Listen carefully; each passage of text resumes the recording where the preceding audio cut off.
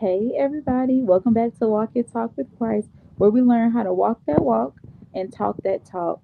For those of you that have never came across this channel before, welcome. This is a channel where we learn how to be transparent in our walk with Christ and our walk with Jesus. And one of the reasons why I started this channel was because in 2021, when I really started walking with Christ, like for real, I learned a lot of lessons on how to be open with Him. I did not want to tell God all my secrets, and but that was the only way that I was going to be free, right? And also, I had to remember that in order to be a true, honest believer of Christ, you got to learn how to really live that life out, right? It's time out for us saying that we are a believer of Christ Monday through Thursday, and then on Friday and on Saturday, now we going to the club and we drinking and we smoking and we doing all the other stuff. Trust me, I lived that life, been there, done that. But it's time to really have a true walk with Christ. So that is what this channel is about. And for those of you that have seen this channel before, welcome back. Okay, so basically, I just gave a word, and the word was not as happy as this word is going to be, right? But I did have to be obedient and release what God has had me to release. But God has given me another word, and this is for a particular group of people. I always watch so many videos on YouTube where everybody have to say this is not your word, or not this is not your word, but they have to say, well, seek God if this is your word, because this word is not for everybody. And I understand why people say that. Because any word that sounds good, you're gonna get married, you're gonna get children, like you finna get a lot of money from God. Every word, who wouldn't want to latch onto that? But don't latch on to words that aren't really for you, because it could cause you to be disappointed, frustrated, upset.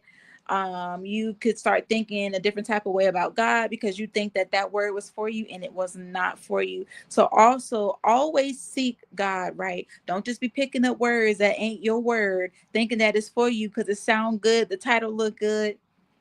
Nah, we got to grow up and be mature in Christ. Okay. So I have this word, and as you can see, it says, your Joseph season is here. So how I came across this word was I started rereading through the Bible from the beginning, right? And as I came to the story of Joseph, it reminded me of the period of time that many of us have went through, because some of us are out of that period. Where God had put us in situations that we felt like weren't the best, right? Relationships had been broken up and taken away from us, jobs, houses, cars, clothes, material possessions. A lot of us had to go through a period of time, and still are going through a period of time, where we have to completely rely and trust on the Lord.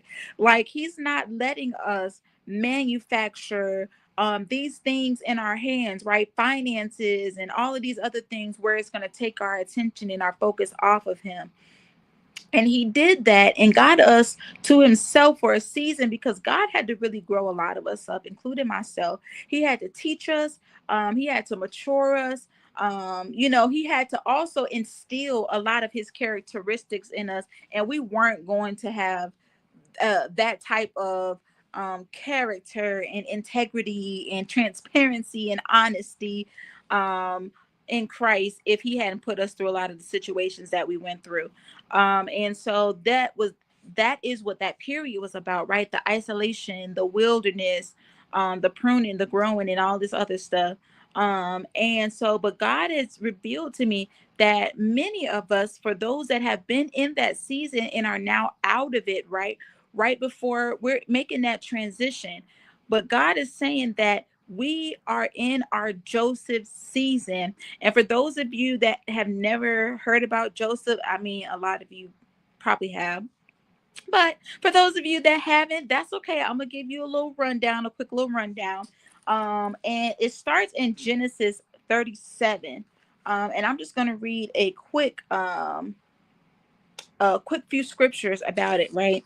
And so Genesis 37, And I'm gonna start at verse 5, where it said, Joseph had a dream, and when he told it to his brothers, they hated him all the more. He said to them, listen to this dream I had. We were binding sheaves of grain out in the field when suddenly my sheaf rose and stood upright, while your sheaves gathered around mine and bowed down to it. His brothers said to him, do you intend to reign over us? Will you actually rule us? And they hated him all the more because of his dream and what he had said. Then he had another dream and he told it to his brothers. Listen, he said, I had another dream, and this time the sun and moon and 11 stars were bowing down to me. When he told his father as well as his brothers, his father rebuked him and said, what is this dream you had? Will your mother and I and your brothers actually come and bow down to the ground before you? His brothers were jealous of him, but his father kept the thing in mind. So Joseph had 12, he had, let me see, he had 12, it was 12 of them including him, right? So he had 11 brothers, and it was 12 of them including him. And his father, which was Jacob, had given him a special robe. So Jacob already had this special affinity for Joseph, and his brothers could see it and they could not stand it. And then when Joseph came and told his brothers the dream that he had, in that dream, the interpretation of it was that his brothers was going to be subservient to him, right? And of course, who wants to hear a dream like that? So his brothers was like, oh, we already can't stand you, but we definitely not about to be bowing down to you. We definitely not about to serve you. I know that, right? So then he told the dream, the second dream, he told it to his brothers and to his dad. And in that dream, it was also his dad bowing down to him in a sense, right? Which happened to be true. And I'm gonna tell you the full story of Joseph, which happened to be true. So his brothers concocted a plan where Jacob sent Joseph out to go and check on his brothers. He went to check on his brothers, and before he got there, they concocted a plan to go ahead and have him basically almost to kill him. It was one of the brothers, I think it was Benjamin, that was like, no, we're not gonna do that. You know, that's our own brother. So they said, okay, good. They put him in this like in this little cavern, and then they saw some people coming by and they sold him, right? They sold him to these people, and these people were and they took him to Egypt. When they took him to Egypt, he literally became he was a slave. He was a slave. They took him into Egypt, and when he was in Egypt, he worked his way up to get into Potiphar's house. And Potiphar was a guard to Pharaoh. Let me make sure, y'all. Yes, he was the captain of the guard, right, to Pharaoh. And when he put him, when Joseph went into the home, Joseph was over everything concerning Potiphar, right? Everything. I mean, every single affair he was over. Potiphar didn't have to worry about nothing except for what to eat. That was it, right? He trusted Joseph with his life. But as Joseph stayed there for a few years, Potiphar's wife became very fond of Joseph, right? And so she kept trying to come on to Joseph, and Joseph was like, no, what do I look like with my master, the person that I am in here serving, and he has me in his home? What do I look like sleeping with you? I'm betraying his trust, but not only that, I'm also betraying the trust of God if I sleep with you. And so one day she really tried to sleep with him and got him into a compromising position, and he ended up running out, and when he did, his jacket ended up being left with her. And then she lied to everybody, including Potiphar, and said that Joseph tried to sleep with her, and make Potiphar look like a fool. And then that's when Joseph was put into prison. And when Joseph was put into prison, he still had favor in prison. He was put into prison, and he was given rule over every single prisoner, every activity, everything. He was given rule over that. And so while he was in prison, there were two people in particular that were put in prison, the cupbearer and the baker, right? And so the cupbearer and the baker, they had some dreams, and they brought their dreams to Joseph, because they didn't understand what those dreams were. And Joseph interpreted the dream. And one of them, the dream was that he was going to be hanged in 3 days. And the other one was that he was going to be restored back to his position in the kingdom, in Pharaoh's kingdom, in 3 days as well. And so the one that was going to be hanged in 3 days was actually hanged. And then the other one was actually hung. And then the other one, he got his position back in the kingdom. And Joseph said, when you get back into the kingdom, do not forget about me. And he was like, I'm not going to forget about you. Well, needless to say, he got back in there and he completely forgot about Joseph, right? Until Pharaoh had a dream. And Pharaoh called all his musicians, astrologers, sorcerers, and everything to try to interpret this dream. And nobody could interpret this dream. And then that is when, who was it? That is when the cupbearer, yep, that is when the cupbearer said, I know somebody who can interpret your dream. Pharaoh said, all right, go get him. And that's when Joseph came and he interpreted Pharaoh's dream. And when he interpreted Pharaoh's dream, Pharaoh was very fond of him and gave him reign over the kingdom. And so in Genesis 41, verses 41 through, let's see,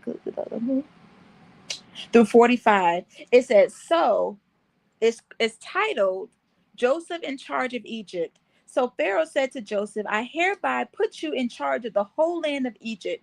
Then Pharaoh took his signet ring from his finger and put it on Joseph's finger. He dressed him in robes of fine linen and put a gold chain around his neck. He had him ride in a chariot as his second in command, and men shouted before him, make way. Thus he put him in charge of the whole land of Egypt. And says, then Pharaoh said to Joseph, I am Pharaoh, but without your word, no one will lift hand or foot in all of Egypt. And Pharaoh gave Joseph the name Zephanath, Paneah, and gave him Asenath, daughter of Potiphar, priest of On, to be his wife. And Joseph went throughout the land of Egypt. And so God stopped me right there. And what God was saying is that many of us have been through situations that were very similar to Joseph's, right?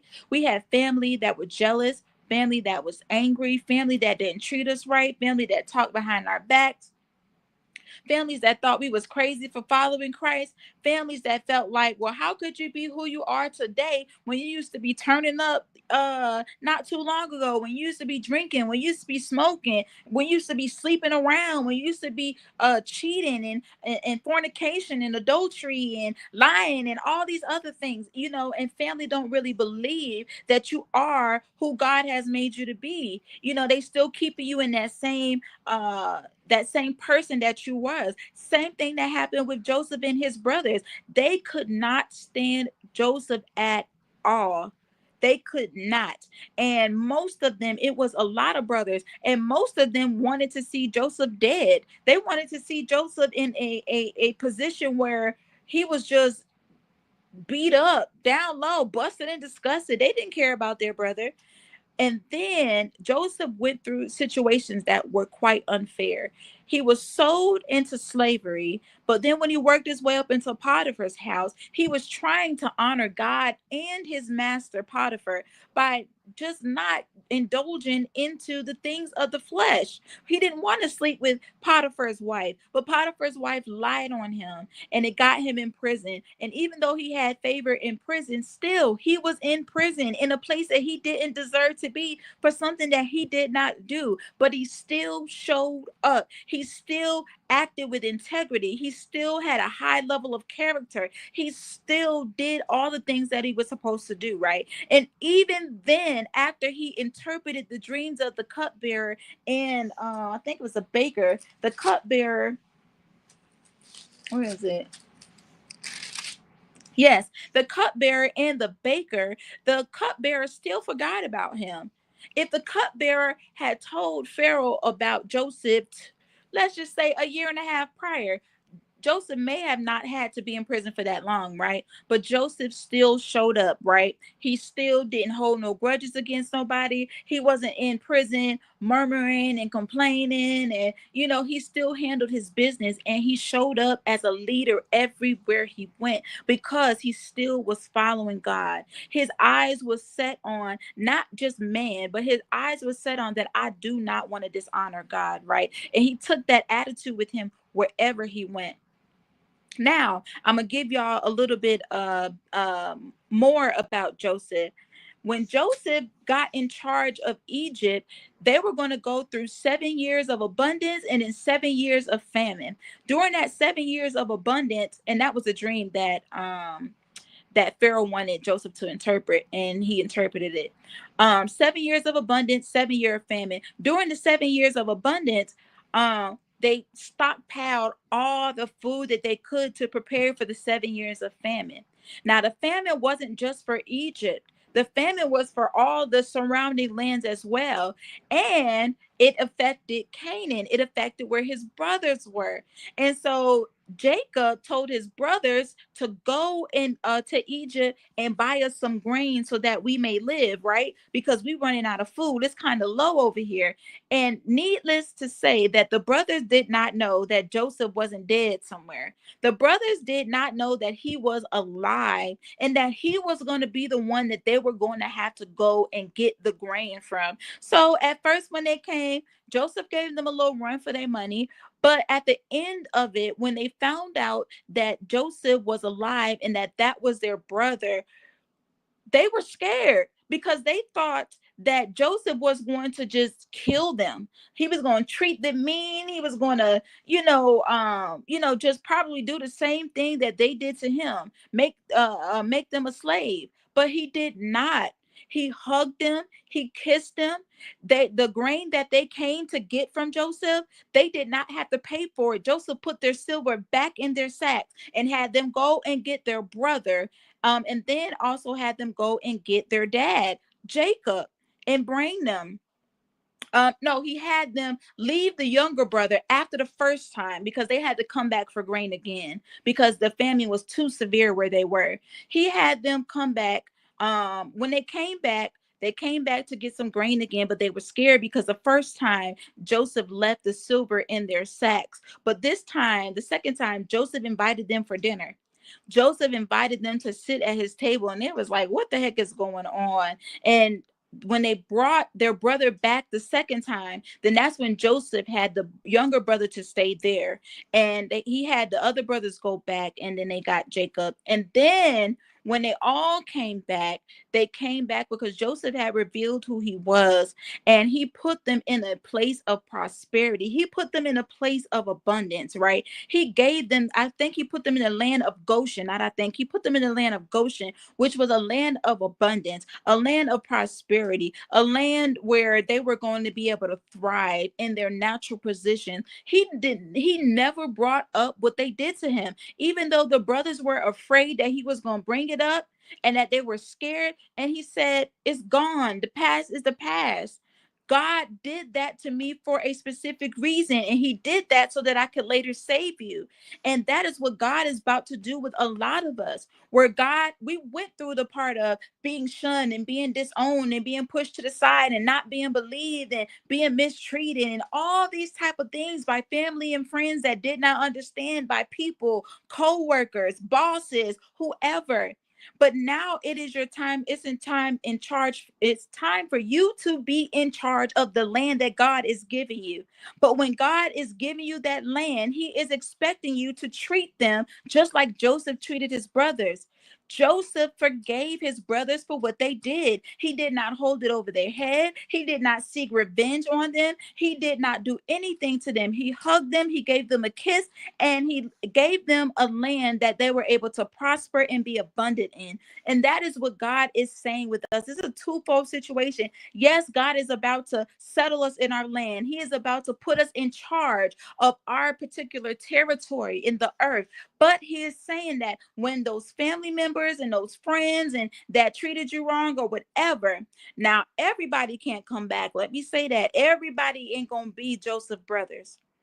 So you got to seek God and have discernment on that. But there's going to be a time when those family are going to try to come back, and God is going to have you to help them. He's not going to have you to, oh, you want to talk to me now, but you ain't want to talk to me when I was down. You ain't want to help me out. No, God don't want you to take on that attitude. God don't even want you to bring it up. He just wants you to forgive and do what he's telling you to do. So it is a twofold situation, because God is saying that this is a time for redemption. This is a time for vindication, but this is also time for forgiveness. For you to forgive everybody that mistreated you, everybody that rejected you, everybody that talked about you, everybody that put dirt on your name, everybody that talked behind your back, everybody that thought you was crazy for following Christ, everybody that tried to keep you in the same mindset of who you were when you was out in the world, when you was hanging out with them, when you was drinking, when you was smoking, when you was cheating, when you was creeping, all of those things. God is saying that being rejected, being stepped on, being talked about is a part of the journey, because Jesus went through it. But he does not want us, when we get these things that he's given us, he does not want us to hang these things over their heads. He wants us to forgive them, and whatever God is telling you to do for them, to do it. To do it, because what God is about to bless you with is not just for you to take. It is for you to expand the kingdom however God told you to do so. It's not just for you to live high and hard. Yeah, you can, you're gonna have the resources to be able to do and get the nice things, right? That goes without saying. But this is not the time for you to showboat. This is not the time for you to stunt on people. This is not the time for you to feel like I'm better than you, because we're not. When God blesses each and every one of us, we ain't better than nobody. At the end of the day, he's blessing us because it is his good pleasure to do so, because he is a good father. Other than that, that's it. And it's to further the kingdom. But it's not for us to start looking down on people. It's not for us to start mistreating people. It's not for us to forget where we came from. And that's what Joseph did. He did not forget where he came from. He honored his brothers. He remembered what they did to him, but he honored his brothers, and God will honor you honoring the people that rejected you. Use discernment, because everybody can't come back. This is not everybody, because some of us were separated from some people in our lives because they could not come. But that doesn't mean that God won't tell you to do something for them. That doesn't mean that when they call you and they reach out for help, that you are supposed to talk to them crazy, or you're supposed to say, oh yeah, now you want to talk to me. Remember when? No. Forgive them and do whatever God is directing you to do regarding them. Okay? And so that is what I want to say, is that God is about to put us in charge of the land and our territory. Just like you put Joseph in charge after all those painful circumstances that Joseph went through, God is about to do the same thing with us. But when our friends, our family, whomever, even new people, treat them with the love of Christ, right? Don't get big and haughty and proud and prideful because of what God blessed you with. Don't do that. You're going to be able to enjoy your land. You're going to be able to enjoy what God has blessed you with. Absolutely, without doubt, right? God is not just about to bless you so you can still have nothing. No, you're going to be able to enjoy it. But God is saying that forgive people for what they have done, because God has forgiven us for what we have done, and we done treated God dirty. We done treated him dirty, and he's loved us. He's never accused us. He's never condemned us. He's never struck us down when we deserve it. Come on, y'all. But your Joseph season is here. Get happy. But remember, treat people with the love of Christ. But until my next word, I see y'all later. Bye.